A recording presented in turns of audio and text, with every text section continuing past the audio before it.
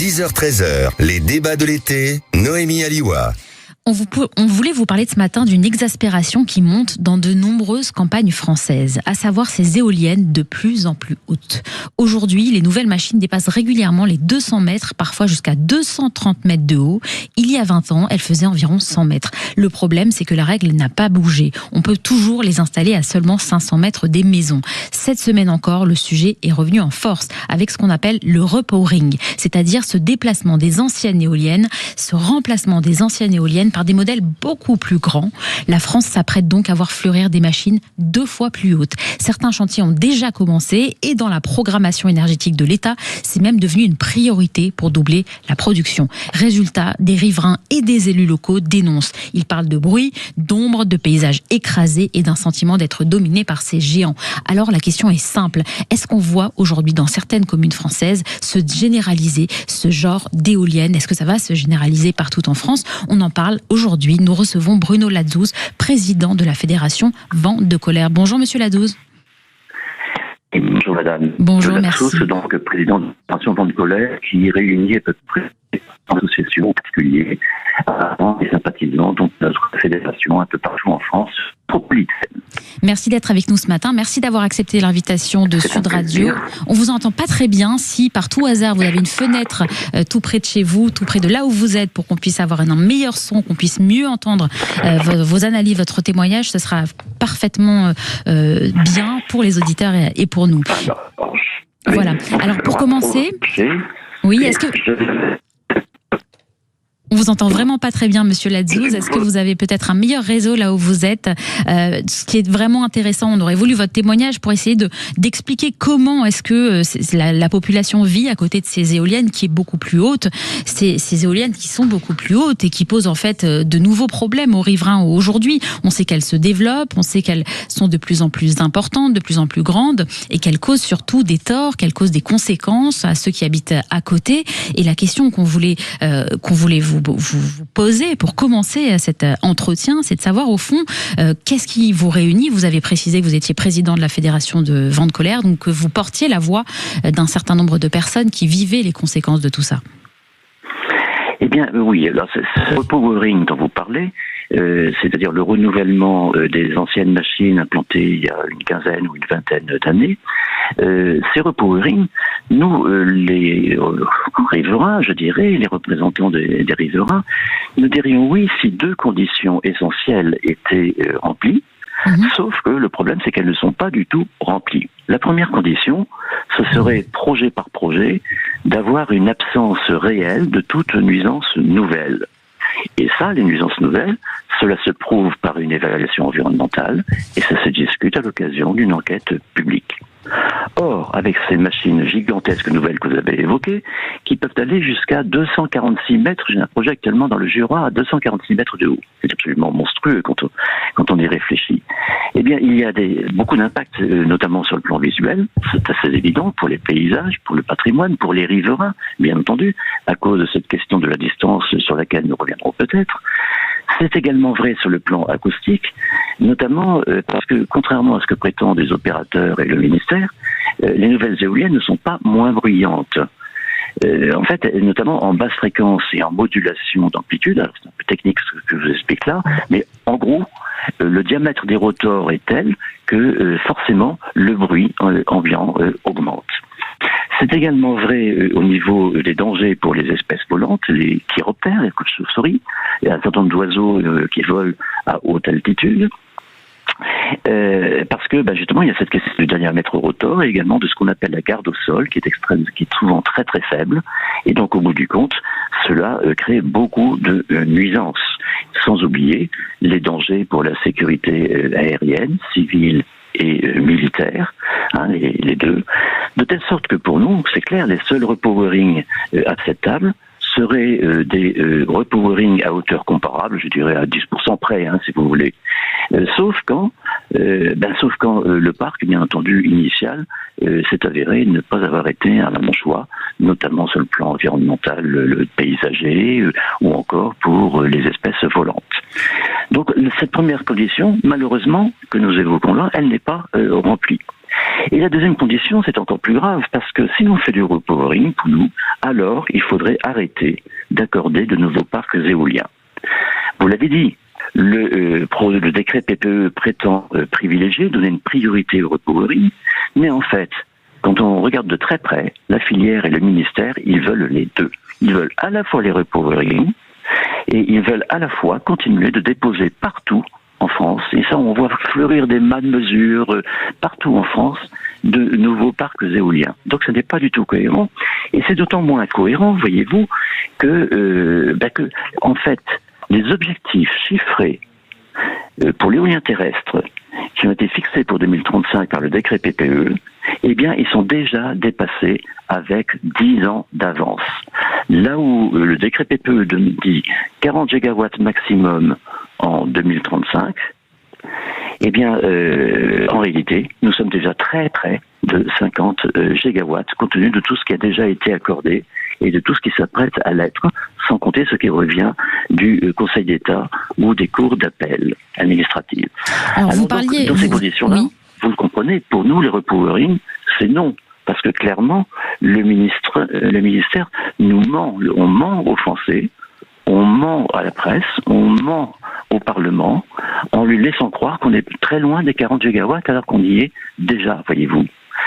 Vous appelez à une éthique publique, c'est ça, c'est ce que vous expliquiez en début de cet entretien. Vous aimeriez peut-être un travail plus indépendant qui permette justement d'évaluer à la fois les risques, les conséquences concrètes au fond de l'installation de ces éoliennes géantes. Oui, tout à fait. Projet par projet, je dis bien, n'est-ce pas ? Mais en tenant compte, madame, de quelque chose qui est absolument évident, c'est que les objectifs, on les a déjà atteints. Donc, c'est soit le repowering, soit de nouveaux parcs éoliens, mais en fait même pas ceci, puisqu'en réalité, l'objectif chiffré est déjà atteint. Ça sert à quoi de faire un décret en fixant des objectifs chiffrés si on ne tient pas compte du fait que les objectifs ont déjà été atteints? Il y a quand même un léger problème dans ce pays, voyez-vous. Et vous entendez bien cet argument qui dit qu'en fait il faut produire plus d'électricité verte. Oui, mais madame, mais c'est censé avoir été calculé dans le décret, dans le dossier associé au décret PPE. Donc, quand on nous dit 40 gigawatts en 2035, dès lors que je constate que nous avons déjà dépassé les 40 gigawatts, je dis au gouvernement, stop, il faut arrêter l'éolien, ça ne sert à rien, c'est inutile.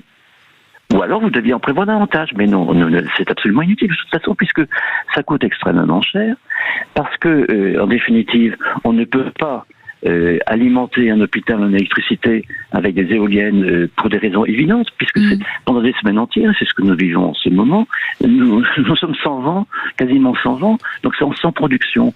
Donc ça sert à quoi tout cela ? Vous nous dites que c'est inutile. C'est dangereux pour vous nous dites que c'est inutile, que c'est dangereux pour l'environnement. Vous parliez il y a quelques minutes de tous ces volatiles, de tous ces oiseaux qui sont frappés par ces éoliennes géantes. Vous pouvez nous dire un petit mot là-dessus, parce qu'on sait qu'il y a certaines espèces d'oiseaux qui disparaissent, des oiseaux rares, qui sont frappés par ces éoliennes. Madame. On sait que c'est assez massif comme conséquence. Mais oui, des oiseaux et aussi des chauves-souris.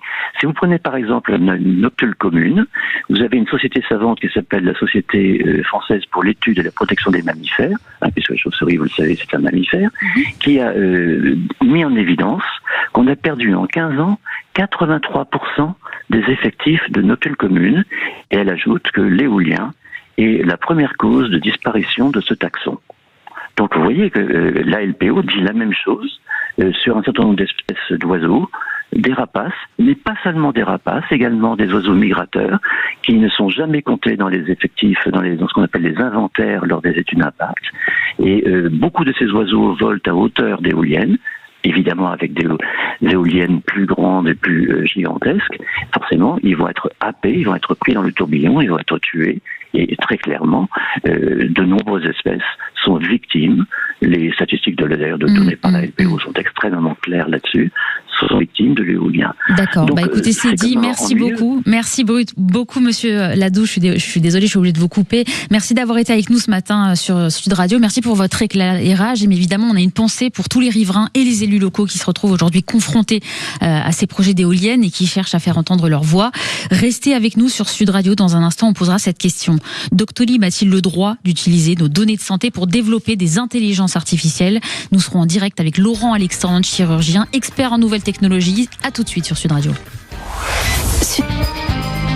10h-13h, les débats de l'été, Noémie Aliwa. Et il est 10h17 sur Sud Radio. Ce matin, on revient sur une décision qui concerne potentiellement des millions de Français. Depuis le 1er août, Doctolib a lancé un programme de recherche qui s'appuie sur les données de santé de ses 50 millions d'utilisateurs pour développer des outils d'intelligence artificielle.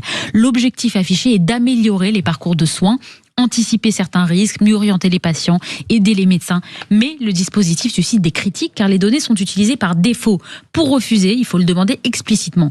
Plusieurs associations, dont la Ligue des droits de l'homme, alertent sur les risques pour la vie privée. Alors la question est claire, est-ce une avancée pour la médecine ou un usage trop large des données très sensibles? Pour en parler, nous sommes en direct avec Laurent Alexandre, chirurgien, expert en nouvelles technologies et auteur notamment de Vivre 1000 ans chez Bucher-Castel. Bonjour Laurent Alexandre. Bonjour. Bonjour, merci d'être avec nous ce matin sur Sud Radio. On voulait vous poser cette question justement. Est-ce que selon vous, c'est une bonne nouvelle pour la santé ou une décision plutôt problématique pour la vie privée, cette décision de Doctolib ? Alors je pense que c'est une excellente mesure et que le fait d'utiliser les données dont dispose Doctolib pour mieux comprendre les maladies, pour mieux comprendre quels sont les premiers signes des maladies, pour mieux comprendre les failles dans notre système de santé et de prise en charge, tout ça pour améliorer la santé des Français, c'est une excellente chose. Et je dis ça alors que je ne suis pas actionnaire de Doctolib et que je n'ai aucun intérêt par rapport à Doctolib. Mais il faut voir qu'aujourd'hui, l'intelligence artificielle peut nous permettre d'améliorer énormément le système de santé et notre prise en charge à chacun d'entre nous. Donc cette initiative de Doctolib, elle va profiter à chaque Français, elle va profiter à tout le monde en améliorant la façon dont on comprend les maladies, dont on les dépiste. Ça va notamment permettre de retrouver les signes les plus précoces des maladies. Et soigner très tôt, c'est quelque chose qui permet le plus souvent d'améliorer l'espérance de vie et la qualité de vie des gens par rapport à un dépistage tardif, ce qui est souvent le cas pour les maladies chroniques. Mais vous entendez ces critiques qui consistent à dire qu'au fond, on utilise des données d'utilisateurs sans même le leur demander, ce qui est quand même surtout des données qui sont liées à la santé, à la vie privée, à l'intimité. Alors, c'est un programme de recherche qui a été approuvé par les autorités, qui est développé avec les instituts publics de recherche français et avec l'université de Cité Paris. Donc, c'est un programme de recherche. Les données ne seront pas du tout commercialisées, elles ne seront pas utilisées à d'autres fins que ce programme de recherche médicale. Et les gens peuvent refuser d'entrer dans le dispositif. Donc, c'est un système qui est équilibré. Il permet d'améliorer le système de santé, il permet de faire des progrès en recherche médicale et puis il va permettre de développer des intelligences artificielles médicales françaises parce que sinon le risque c'est que tous les Français soient soignés par ChatGPT en 2035. Si nous ne développons aucune intelligence artificielle médicale française, eh bien nous serons tous soignés par les intelligences artificielles californiennes. Oui, mais cette question de la vie privée, on peut aussi l'entendre, et notamment de la sécurité aussi de ces données privées. Doctolib, on sait qu'ils assurent que les données qui sont pseudonymisées, comme on dit, et sécurisées ne seront pas utilisées avec des noms, etc. Mais est-ce que concrètement, on peut vraiment garantir qu'elles ne seront pas ensuite réidentifiées, utilisées et finalement arrachées à leurs propriétaires ?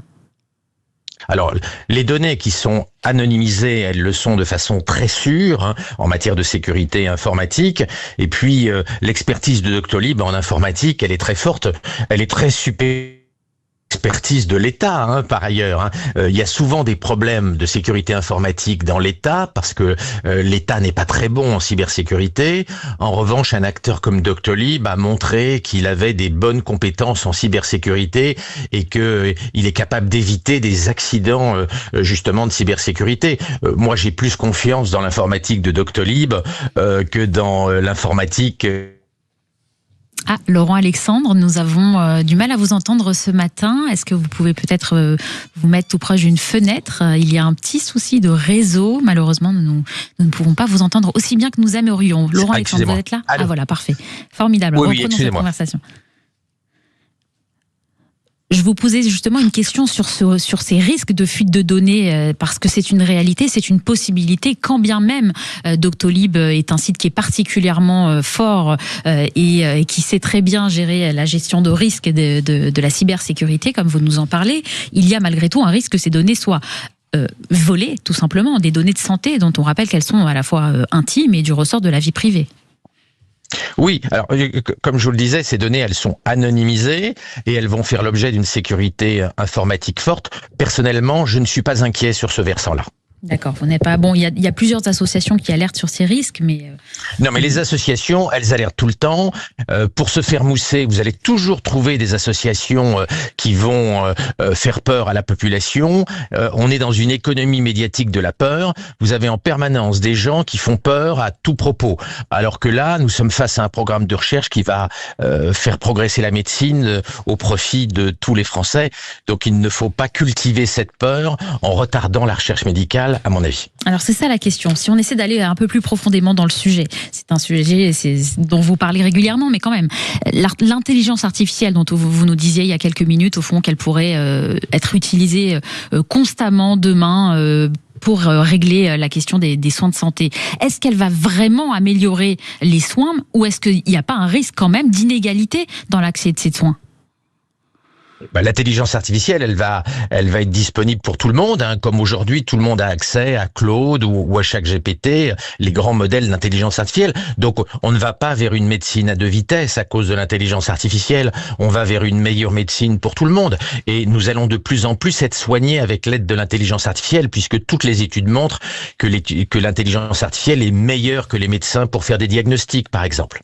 Oui, vous disiez d'ailleurs dans l'un de vos livres que ce n'était pas simplement l'intelligence artificielle qui était meilleure, c'était même l'intelligence artificielle qui était meilleure que les médecins, et y compris lorsque les médecins mettaient leurs pattes, l'intelligence artificielle tout à fait indépendante était encore meilleure que lorsqu'il y avait une interprétation ou la patte d'un médecin.